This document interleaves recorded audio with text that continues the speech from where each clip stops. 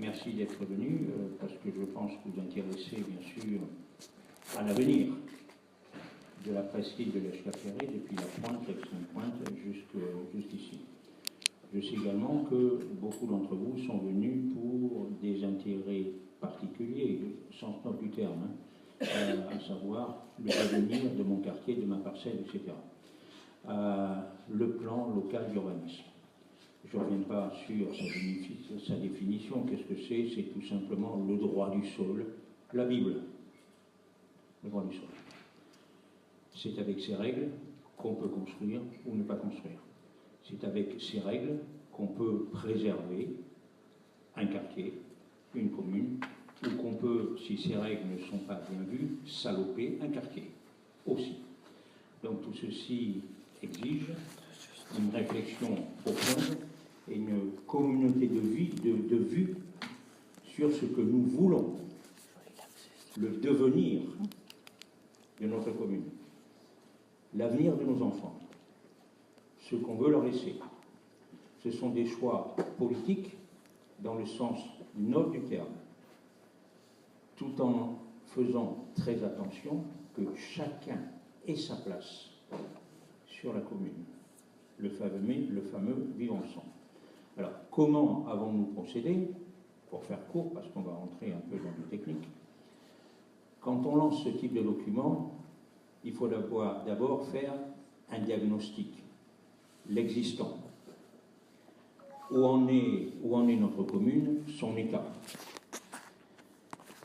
Ensuite, il faut, une fois qu'on a l'existant, la photographie.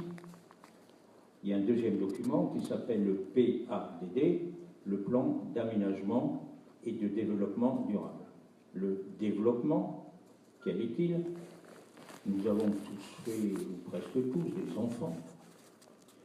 Nous aurons, ou vous aurez peut-être des petits-enfants, vision de la poussée démographique. S'il y a de la place, apport d'une population. Il y a des gens qui ont besoin de travailler, masse salariale, il faut un développement économique, plan d'aménagement et de développement durable. Le mot durable qui est souvent galvaudé, ça veut dire surtout que le pays doit rester malgré tout vivable. Alors, ce document a été fait et nous l'avons présenté, nous avons concerté avec certains d'entre vous d'ailleurs l'ont vu, il y a déjà eu d'autres réunions. Nous l'avons également présenté à toutes les associations qui ont accepté ou qui sont venues à des réunions, que ce soit des associations d'ordre général, de défense, de promotion, etc., que ce soit des associations de quartier. Ce plan d'aménagement, cette vision commune a été partagée. On peut toujours, à titre personnel, être pas tout à fait d'accord sur tel point, mais quand on tranche, ensuite on tranche dans l'intérêt général. Et puis, la dernière étape, une fois que ce plan d'aménagement, cette vision partagée a reçu un accord, eh bien on l'écrit. On l'écrit. Et nous rentrons maintenant dans la dernière étape. La dernière étape, c'est le projet, la rédaction du projet avec un règlement qui sera présenté dans quelques semaines à la population générale avec une enquête publique. Donc, le but de cette réunion aujourd'hui, c'est de vous présenter, et c'est écrit, présentation du projet avant l'arrêt du conseil municipal. Pour ne pas revenir sur des questions de procédure tout à l'heure, avant l'arrêt du conseil municipal.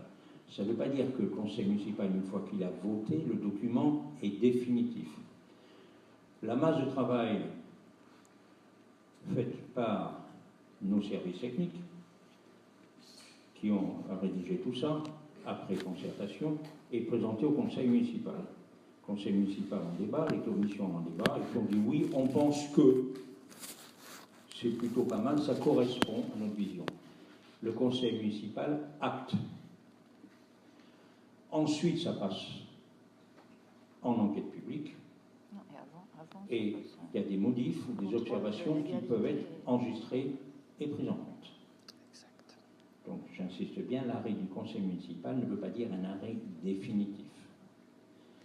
La concertation reste ouverte jusqu'à un certain moment. Ensuite, ça devient des remarques qui sont faites à l'enquête publique. Ensuite, l'État omniprésent peut nous dire attention sur le plan réglementaire, il y a ça ou il y a ça, que vous n'avez pas bien vu.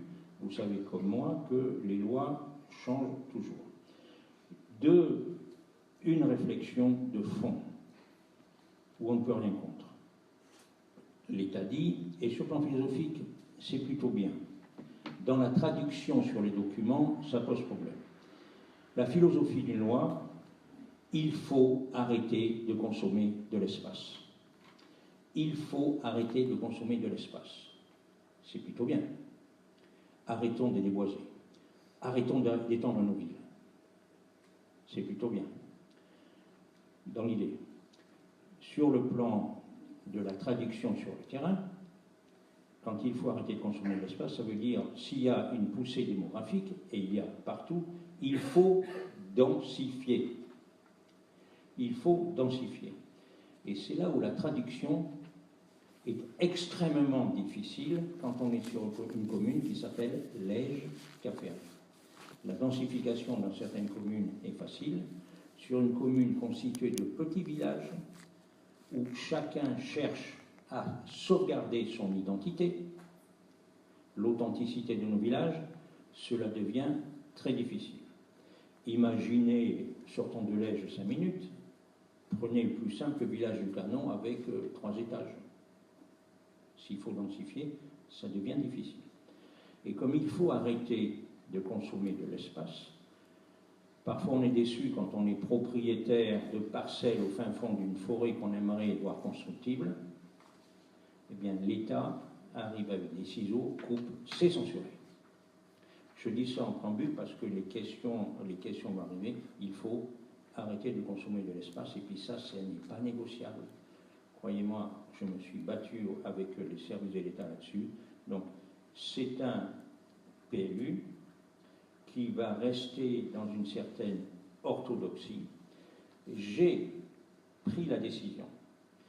Les Ferré-Capiens veulent une déchetterie. La déchetterie consomme de l'espace.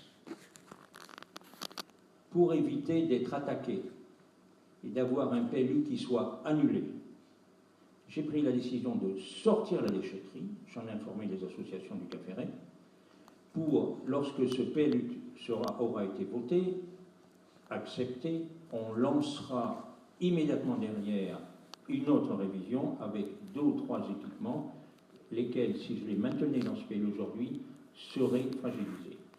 Le développement économique, j'ai pris la décision. Il y a une zone industrielle, artisanale et entreprise que nous devons faire parce que la zone de Lège, elle est archi-bouquée et ça éclate de partout. La zone de Lège est pleine. Nous avions inscrit 30 hectares. 30 hectares. Nous réduisons à 15 parce que l'État, avec sa loupe sur les cartes, a mesuré et il ne faut pas qu'on dépasse la consommation de l'espace d'un certain pourcentage.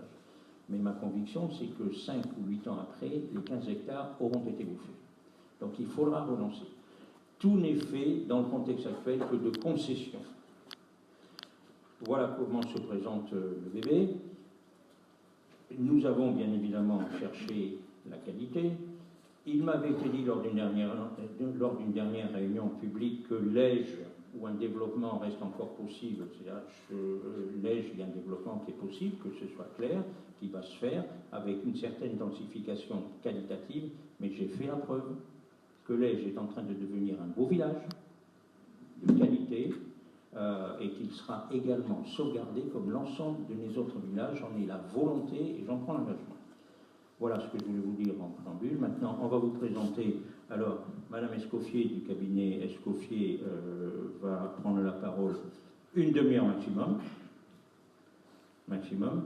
Parce que ce que je souhaite, moi, les mondologues, vous savez, il faut qu'entre nous ça passe, qu'on puisse expliquer. S'il y a des questions très particulières, moi, monsieur, mon terrain, la parcelle, le voisin, si on pouvait, etc. Après. Ça, ce sont les sujets très particuliers, ce sont des sujets qui doivent se traiter soit avec Mme Escoffier, soit avec Mme Chamon du service de l'urbanisme, soit avec moi. Je dis ça, mais comptez pas sur moi pour que la combine, parce que tes copains, je vais t'arranger ton coup. Ça, c'est pas ma culture. Hein. C'est l'intérêt général, on en parle. Et puis, s'il y avait beaucoup de questions particulières, eh bien, à partir de ce moment-là, la semaine prochaine, on fera une demi-journée de réception pour présenter le PLU sur votre petit quartier, si certaines personnes qui sont là ne voudraient voir que leur quartier. Voilà ce que je voulais vous dire en préambule. Encore une fois, merci de venir. Et puis, Mme Escoffier, je vous laisse la parole.